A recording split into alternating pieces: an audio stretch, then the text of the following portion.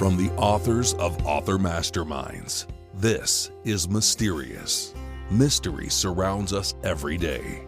Join us and listen to true stories of mystery, from human behavior to nature, and the physical environment to paranormal experiences. The stories are true, even if we can't explain them.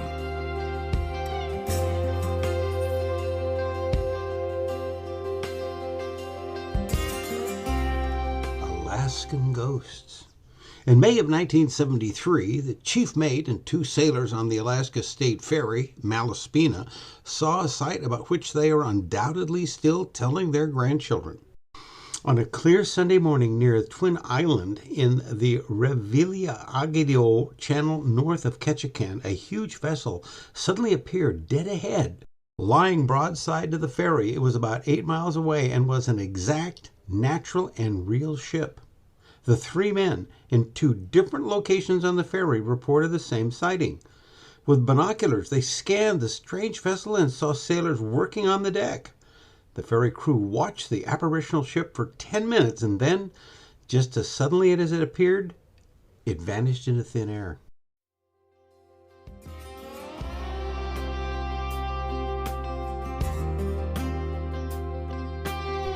How you doing? I'm Steve Levi, the master of the impossible crime, here to read about Alaskan Ghosts on Mysterious. And this program is sponsored by the Readers and Writers Book Club.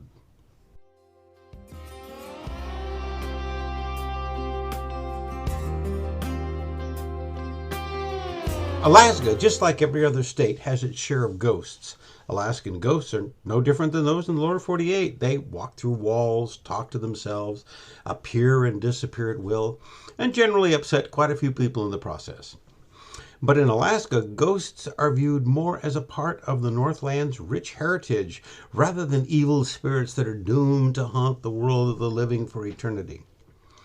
Take the ghost in room 5 of the Gakona Lodge. This spectral being is known to stomp up and down stairs, turn down music, frighten dogs, slam doors, talk to itself, and even blow pipe smoke in people's faces. And Jerry Strang, who owned the Gakona Lodge, started a list of the ghost's idiosyncrasies, but stopped when the list became too long.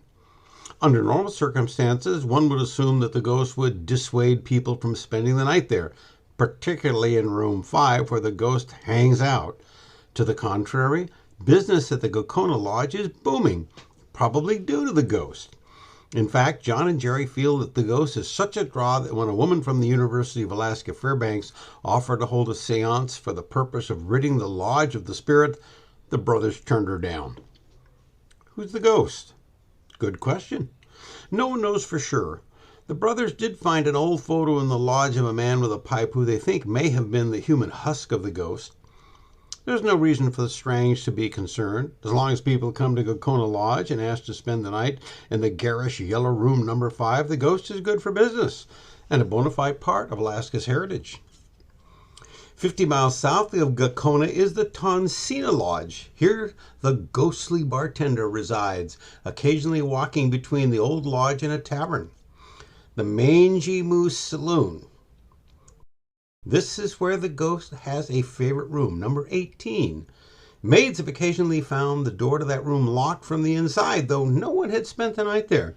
And, on more than one occasion, an indent on the bed where someone or something had sat, though no one had rented the room.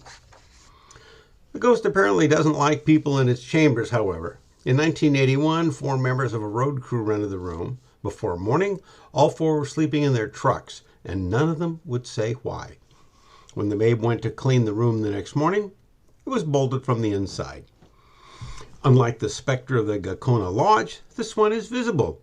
Described as a tall, thin man with longish hair, a black tie and mustache, he also displays facial expressions. A courteous ghost, he has opened doors for women with their arms full of groceries. Each part of Alaska has its own heritage of ghosts. In the interior, there is the ghost of Fort Yukon, recorded by William Healy Dall in the 1800s. Dole wrote that in Fort Yukon, knocks would be answered to empty doors, and cooking utensils would move from the hooks without human hands. Strachan Jones, the post trader for the Hudson Bay Company at the time, professed ignorance of the strange happenings, even though everyone in Fort Yukon had witnessed at least one eerie event. Oddly, in the spring when Jones and his men headed downriver with furs, at nightly bivouacs, to the astonishment of the voyagers, the noises continued. Raps and scratchings were heard on the boat's mast, and men who slept around the campfire swore they heard Jones talking to a voice unknown to any of the parties.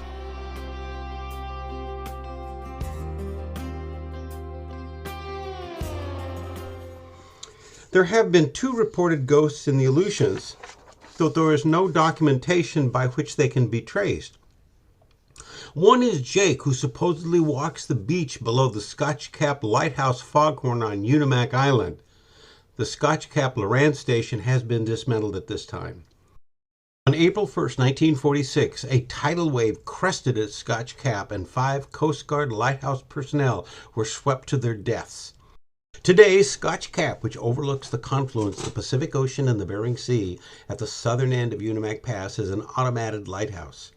Though there is nothing on paper, some of the Coast Guard personnel at the old Lorsta, a Lorsta station, a Loran station, have sworn to have seen Jake, or at least his footprints, on the beach below the lighthouse at Scotch Cap.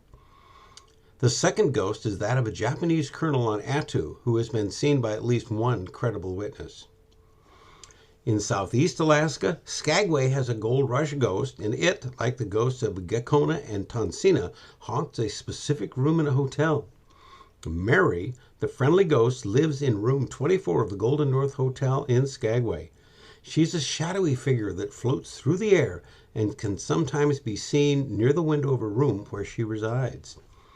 As the story is told, Mary came north at the request of her Klondike Rush sweetheart, who swore he was going to marry her. She arrived in Skagway and rented room 24 in the Golden North Hotel. The wedding was never to be, though, for he was killed in a landslide on his way to her side. Mary refused to accept his death and continued to wait. She soon developed consumption and became very ill. One day, the doctor stopped at her hotel room to check on her condition and found her dead. Perhaps appropriate for a ghost, she was completely dressed in her bridal outfit. Mary likes to wander the Golden North Hotel and occasionally turns on lights or pulls drapes shut. In 1983, a family reported that someone opened the door to their room and sat down on the edge of the bed. They saw the door open, and they saw the indentation on the bed. They saw the indentation leave, and the door close. Mary is not the only ghost in Skagway. It is said that there is a ghost lingering in the Poulin House, a deteriorating boarding house, and the one that bellies up to the bar at Skagway's best-known saloon, the Red Onion.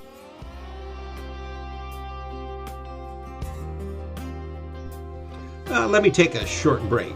Mysterious podcasts are sponsored by Author Masterminds and Readers and Writers Book Club. We invite you to join the club. You can chat with Author Masterminds, you can read content pieces and serialized books, and you can buy books at 50% off the list price. Please check Mysterious show notes for links to the book club and Author Masterminds.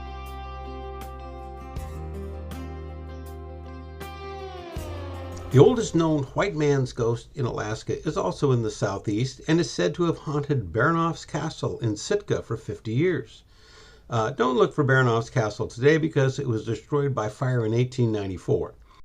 But in the 1800s, it was the most impressive building in Sitka, even though it was built of logs, not stone, and was situated on what is now Baranoff's Hill. The ghost of Baranoff's Castle was romanticized and popularized in a 1911 book, The Lady in Blue, a Sitka Romance, by John W. Arkander. How true the story is not known, but the names in Arkander's book have historical basis. There really was a Governor Adolf E. Tholen and a Father Viennemanov, who later became Bishop Innocent, but the authenticity of the story is a bit murky. According to the story, Princess Olga Fedorovna was in love with a Russian naval officer by the name of Viktor Gregorov Shupin. Though he was of noble birth, he was neither old enough nor rich enough to suit the ambitions of Olga's rapacious uncle, Count Adolphus Pavlovich Ethelin. Count Ethelin was the governor of Sitka at the time and thus the leading political figure in Russian America. A more suitable mate, the governor thought, was Prince Ivan Sergeyevich Peplov. Peplov was wealthy, powerful, and had excellent political connections.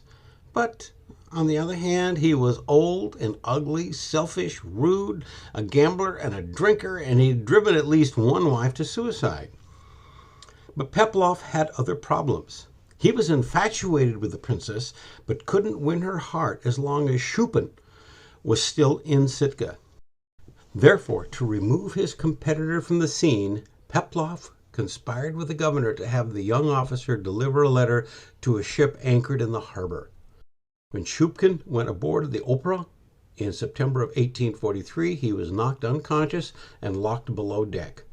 The ship immediately left for a secret mission north of the Yukon River. When it became apparent that Shupkin was missing, many of his friends feared that he'd been lost while hunting or killed by sometimes hostile Tlingit Indians in the area. The princess was distraught. The governor told his niece that the naval officer was surely dead and that she should marry his co-conspirator, the evil Prince Ivan. Father Veniamenov, the Russian Orthodox priest in Sitka, also urged her to marry Ivan. There was another reason, the priest told her. Ivan was blackmailing the governor, and if she failed to marry Ivan, her uncle would surely be ruined and the family's name besmirched. Alone, thousands of miles from any relative and under pressure from both her uncle and the priest, Olga agreed to marry Ivan on March 18, 1844, but only if her naval officer had not returned by then. Prince Ivan rubbed his hands in glee and counted the days. Princess Olga spent her night with a candle in the cupola on top of the castle, looking for the light of any incoming ship. Finally, the day of her wedding came. The princess, wearing a blue gown, was married to Prince Ivan by Father Veniamenov in the Russian Orthodox Church. Then a wedding feast was held at Baranov's castle. But the feast was interrupted by the booming cannons of an approaching ship. Prince Ivan wasn't concerned. After all, he was now a married man. But Olga felt that her lost love was aboard that ship and slipped out of her own wedding feast. At the door, she met her aged aunt, who told her that Shupkin had returned to Sitka and was waiting for her in her bedroom. There, she confessed her love to him and killed herself with Shupkin's dagger. Shupkin followed suit, and the two lovers were found dead in each other's arms. For 50 years, residents of Sitka reported a strange light from the cupola of Baranov's castle on the 18th of each month, the last time being March 18th, 1894, 50 years to the day that Princess Olga had married the evil Prince Ivan Sergeyevich Peplov. On that final day, Baranov's castle burned to the ground, and to this day, no cause for that fire was ever discovered. This is a very fine story, but the facts are a shade different. There was a governor, Ethelin, but his middle name was Karlovich, not Pavlovich. Neither he nor his wife had a niece by the name of Olga. The castle actually burned to the ground on March 17th, and although no one knew how the fire had started, eyewitnesses agreed that it was first observed in a glass cupola on the roof.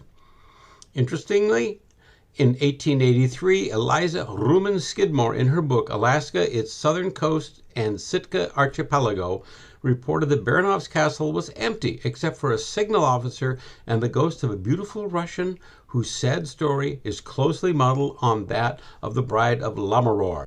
She haunts the drawing room, its northwest chamber where she was murdered, and paces the governor's cabinet where the swish of her ghostly wedding gown chills every listener's blood. Twice a year, she walks unceasingly and wrings her jeweled hands. But this is all in the past because on March 18th of 1894, the castle burned to the ground.